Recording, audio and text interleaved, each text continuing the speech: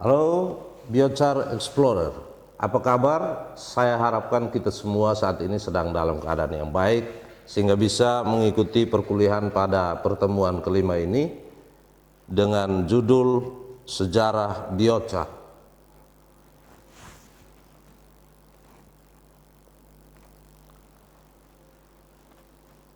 Sebagaimana telah dikemukakan pada pertemuan awal bahwa mata kuliah ini memiliki capaian pembelajaran yang nantinya setelah adik-adik mengikuti selama 1 semester, tentu adik-adik harus memiliki kecakapan, antara lain ada 2 ya. Yang pertama ini secara umum untuk mata kuliah kita ini teknologi pengelolaan biochar.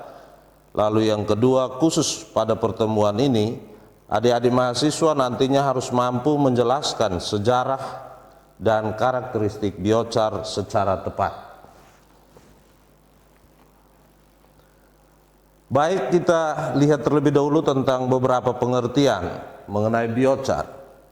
Biochar merupakan singkatan dari biocharcoal atau arang hayati, yaitu arang yang dibuat dari aneka macam bahan hayati atau biomasa, misalnya dari kayu, ranting, daun-daunan, rumput, jerami, dan limbah pertanian lainnya. Biochar juga merupakan arang yang diperoleh dengan proses pembakaran biomasa kering tanpa udara. Lalu ada beberapa pengertian lain lagi mengenai biochar. Secara sederhana, biochar adalah produk yang kaya dengan karbon yang diperoleh dari biomasa yang dipanaskan dalam tempat tertutup dengan sedikit atau tanpa udara. Secara lebih teknis, biochar dihasilkan melalui teknologi proses yang disebut dekomposisi termal dari bahan organik di bawah kondisi pasokan oksigen yang terbatas dan pada suhu yang tergolong rendah, kurang dari 700 derajat Celcius. Nah, ini tentu adik-adik bertanya, 700 derajat Celcius ini sangat panas, tapi dalam konteks pembuatan biochar tidak bisa menghasilkan biochar dengan baik kalau suhunya itu di atas 700 derajat Celcius. Umumnya biochar yang bagus dihasilkan pada suhu 400 sampai 600 derajat Celcius atau kurang dari 700 derajat Celcius. Nah, proses ini mirip dengan proses pembuatan arang, tetapi proses produksi biochar berbeda dengan produksi arang sesuai dengan tujuannya, di mana biochar dibuat untuk digunakan sebagai bahan pembenah tanah. Kita lanjut pada topik sebenarnya. Pada hari ini kita akan melihat sejarah biochar. Nah, biochar sudah sangat lama dikenal oleh masyarakat ya, tanpa disadari dalam praktek kehidupan setiap hari sebenarnya masyarakat sudah menghasilkan biochar. Kita lihat dari periode tahun 450 sebelum Masehi sampai dengan 950 Masehi. Ditemukan tanah terra preta atau tanah hitam yang diciptakan manusia melalui proses tebang pindah. Nah, dalam proses kehidupan masyarakat pada saat itu, masyarakat dalam masa nomaden, mereka hidup berpindah-pindah, bertani juga berpindah-pindah, sehingga dalam praktek pertaniannya mereka selalu menebang, ya, menebang hutan kemudian membakar. Namun kemudian dari hasil pembakaran hutan itu ternyata selain ada abu yang dihasilkan juga adalah biochar atau arang. Nah, pada periode berikutnya 1697 Jepang mulai mengenal bahwa ada penyubur pertanian yang dinamakan pupuk api. Ya, pupuk api. Ternyata itu tidak lain juga adalah biochar atau arang hayati. Lalu yang berikut, pada tahun 1915 masyarakat di Cina mulai menggunakan penyubur lahan melalui membakar biomasa untuk pertumbuhan bibit padi. Nah, praktek-praktek ini kalau teman-teman di Jawa barangkali kurang mengenal penyubur tanah yang dihasilkan melalui proses pembakaran biomasa. Namun di daerah-daerah seperti di Nusa Tenggara Timur, terutama di tempat kami ini, sampai dengan hari ini masih ada praktek-praktek pertanian yang menggunakan sistem tebas bakar. Nah, dari praktek seperti itu ternyata dihasilkan hasil pembakaran yang juga dapat menyuburkan tanah dan menyuburkan tanaman. Pada tahun 1931, Zhong Mingtang dari Cina mengembangkan mobil berbahan bakar arang. Nah, ini beberapa catatan sejarah perkembangan orang mulai mengenal biochar sebagai satu bentuk teknologi proses yang sangat baik atau sangat menunjang kehidupan masyarakat, terutama beberapa catatan yang ada kaitannya dengan penyubur tanah atau perbaikan kondisi kesuburan tanah. Lalu catatan lain menunjukkan bahwa pada abad ke-20 mulai diteliti pengaruh biochar di dalam tanah terhadap pertumbuhan tanaman. Nah, ini sampai dengan sekarang masih terus dilakukan, terutama karena teknologi biochar ini merupakan satu hal baru, satu temuan baru yang terus dikembangkan dan telah membuktikan bahwa dengan biochar itu tanah yang awalnya tidak subur, dengan pembenaman biochar, dengan aplikasi biochar itu bisa menyuburkan tanah dan menyuburkan tanaman. Pada tahun 2003 oleh para ilmuwan dunia ditemukan kesuburan tanah hitam. Itu yang tadi disebut terra preta di lembah Amazon. Lalu tahun 2006 International Biochar Initiative dibentuk di Philadelphia yang diwakili oleh para praktisi dan para ahli dari banyak negara. Ya, di situ mereka juga mulai mengembangkan diskusi untuk melanjutkan penelitian-penelitian yang mengkaji tentang bagaimana biochar ini bisa digunakan di dalam praktek pertanian untuk meningkatkan produksi pertanian. Berikutnya tahun 2007 International Rice Research Institute menguji arang atau biochar pada padi gogo di Laos yang kandungan P-nya rendah atau yang rendah unsur hara P. Nah, dari beberapa catatan ini terus membuktikan bahwa biochar semakin lama semakin dikenal sebagai bahan pembenah tanah yang baik untuk meningkatkan kesuburan tanah dan juga meningkatkan kesuburan tanaman, meningkatkan produktivitas.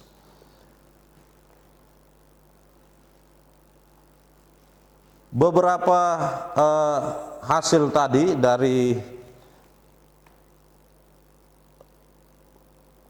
praktik yang mau menguji biochar, ya, biochar pada padi gogo di Laos ini, kemudian hasilnya ternyata dampak dari aplikasi biochar itu bisa menyebabkan konduktivitas hidrolik topsoil itu semakin meningkat, ya.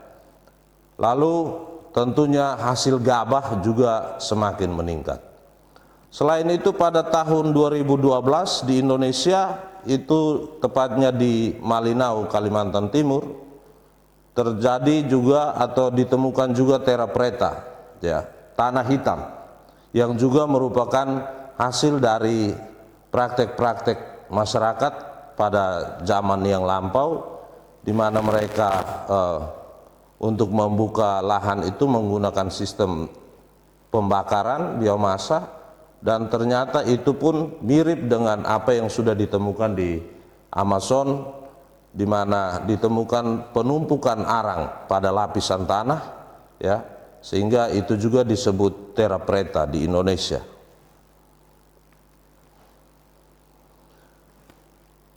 Nah, penemuan terra preta ini kemudian ditindaklanjuti dengan berbagai penyelidikan.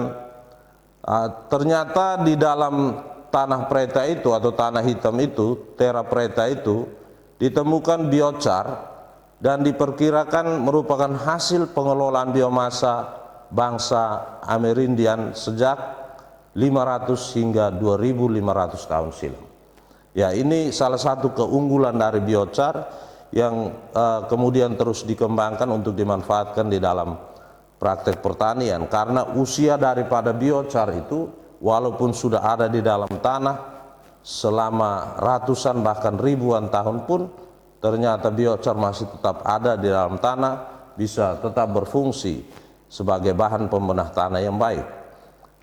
Lalu kemudian tanah hitam terra preta ini selama ribuan tahun ternyata mengandung bahan organik dan unsur hara yang tinggi. Jadi selain biochar itu ternyata bisa menyimpan unsur hara, ternyata juga bahan organik di dalam tanah itu akan tetap tersedia karena keberadaan biochar di dalam tanah. Nah, ini wilayah di mana pertama kali ditemukannya tanah preta itu atau biochar, tanah yang sangat banyak mengandung biochar, ya, di wilayah Amazon Tengah. Nah, ini awalnya dilihat pada tebing yang menghadap ke sungai, ya, mendekati Samudra Atlantik, yaitu tepatnya di basin Amazon, ya, daerah cekungan Amazon. Selain itu di bagian barat, ya, di bagian barat dari tempat ditemukannya terra preta ini tidak terdapat terra preta atau tidak ada karena limpasan dari Gunung Andes cenderung menambah nutrisi tanah di wilayah dataran tinggi seperti Llanos de Moxos, Bolivia. Ya, ini menjadi bukti, ya, catatan sejarah pertama kali ditemukannya biochar ini, ya. Lalu sebenarnya apa itu terra preta? Ya, terra preta adalah jenis tanah yang sangat gelap, ya. Tanah subur antropogenik dan terdiri dari campuran arang yang sangat tinggi. Tadi sudah saya sampaikan bahwa yang menyebabkan warna tanahnya itu sangat hitam itu ternyata adalah kandungan biochar yang sangat tinggi. Terdiri dari campuran arang yang sangat tinggi, lalu ada tulang, nitrogen, sisa tanaman, ikan, dan hewan, serta pupuk kandang. Nah, semua sisa-sisa hewan atau binatang ini tidak terlepas dari bagaimana manusia berusaha untuk memenuhi kebutuhannya, sehingga di daerah yang ada terra preta tersebut juga ditemukan sisa-sisa hewan, ya, berupa tulang, ya, baik itu ikan atau hewan lain. Dan selain itu ternyata ada pupuk kandang, berarti pada saat itu sudah ada pemeliharaan ternak oleh masyarakat, ya. Kemudian kesuburan tanah preta menghasilkan pertumbuhan dan produksi tanaman yang lebih tinggi dibandingkan dengan tanah tidak subur di sekitarnya. Artinya tanah di tempat lain yang tidak ada terra preta itu tingkat kesuburannya jauh lebih rendah dibandingkan tanah preta. Hasil padi dan kacang sebesar 1,5 sampai dengan 3,8 dan 0,1 sampai dengan 1,9 miligram per hektar dilaporkan di lokasi terra preta, sedangkan lahan di dekatnya yang non terra preta menghasilkan lebih rendah, yaitu 0,5 sampai 1,8 dan 0,3 sampai 0,8 miligram per hektar. Ini hasil penelitian dari Lehman. Karena itu potensi produksi tanaman di lokasi terra preta bisa 2 kali lipat lebih tinggi dibandingkan dengan tanah yang tidak mengandung terra preta atau tanah lain yang bukan terra preta yang ada di sekitar terra preta.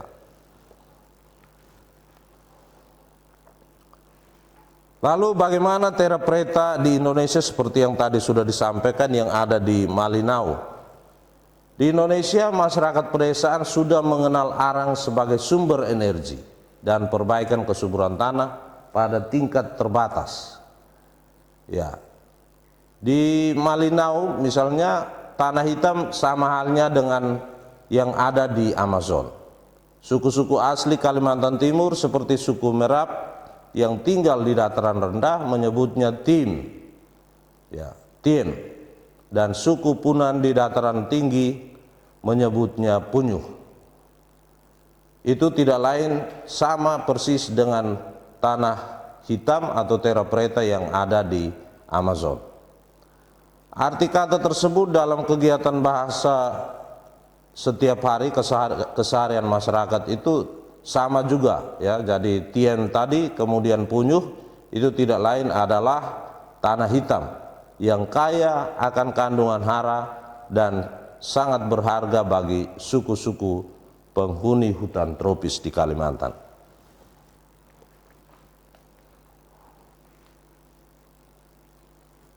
Masih terkait dengan penemuan terra preta di Indonesia, di Malinau, ternyata adanya keberadaan terra preta di Kalimantan itu sangat erat kaitannya dengan kehidupan berpindah-pindah dari satu tempat ke tempat lain dengan membakar tanaman seperlunya atau secara tidak sengaja, kemudian meninggalkan bekas berupa tanah hitam layaknya terra preta atau meninggalkan arang ya dari hasil pembakaran tersebut. Nah, ketidaksengajaan ini akibat faktor lingkungan di mana sewaktu tebang bakar terjadi hujan sehingga hasil pembakaran tidak berlanjut menjadi abu atau biomasa yang dibakar itu tidak habis ya, tidak habis terbakar, justru yang tersisa itu adalah arang ya. Sehingga istilahnya menjadi tebang arang ya. Hasil dari pembakaran biomasa tidak habis ya, menjadi abu tetapi tersisa akibat terjadinya hujan pada waktu yang sama. Baik adik-adik, ternyata ya dari beberapa penjelasan tadi berdasarkan banyak sekali penelitian yang telah dilakukan, ternyata biochar ya, biochar itu adalah teknologi kuno yang kemudian dimunculkan kembali pada saat ini.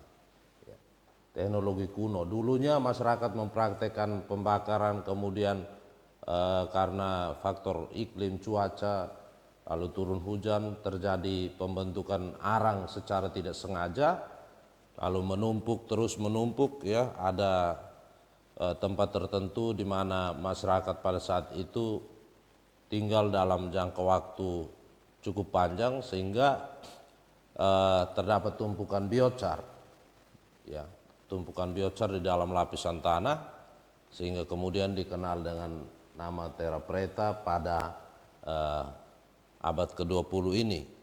Nah, lalu biochar itu sebenarnya apa ya? Biochar juga merupakan bahan yang berwarna hitam kaya akan karbon dan mempunyai rumus kimia C1291H6 O5NO3.53 dengan kepadatan sekitar 467 kg per meter kubik, rasio H dan C atau hidrogen dan karbon 0,47 serta rasio oksigen dan karbon kurang dari 0,30 dan nilai pemanasan 25,3 megajoule per kilogram. Ya, biochar mengandung 17,60% abu, 18,70% zat yang mudah menguap dan 63,70% karbon tetap.